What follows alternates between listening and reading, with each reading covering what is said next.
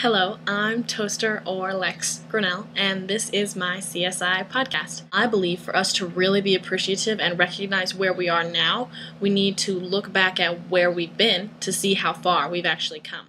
In 1832, when a Belgian man by the name of Joseph Plateau invented the Fantascope, which is also known as the spindle viewer.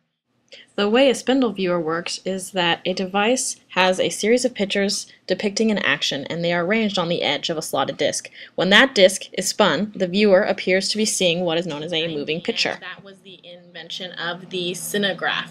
And basically, the cinemagraph was the first film camera. It was a basic motor-powered camera that could take pictures of movement.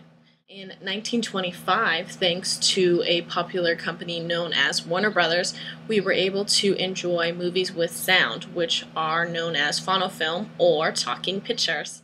While the 35mm film we used back in 1909 is still used in our HD cameras today, there have been many camera advancements. Another thing that has changed is, in addition to what we film it on, the things that we do in editing and on computers today is just truly mind-blowing. We have a nifty little thing called computer graphic imagery, which is CGI, and we can add things into movies that aren't even really on screen.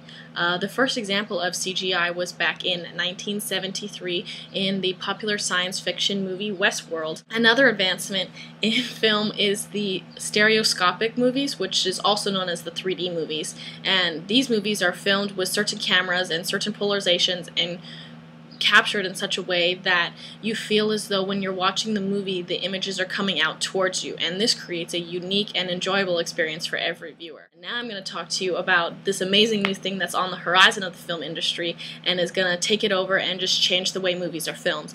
And what I'm talking about is the RED camera.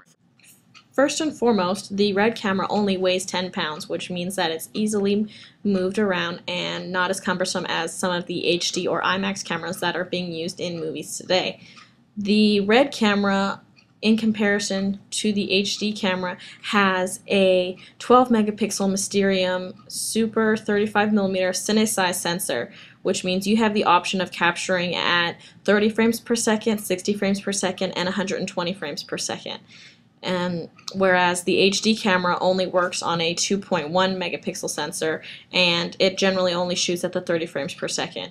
With the RED camera, shooting at the 30 frames per second of an HD camera, you're getting 5 times the amount of information available every second and a vastly superior recording quality.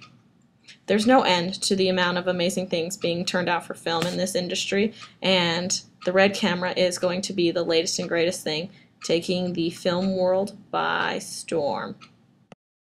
That is the exciting new thing that all filmmakers can look forward to using, and this was my CSI podcast. I hope you learned something, because I know I did. All right, bye-bye.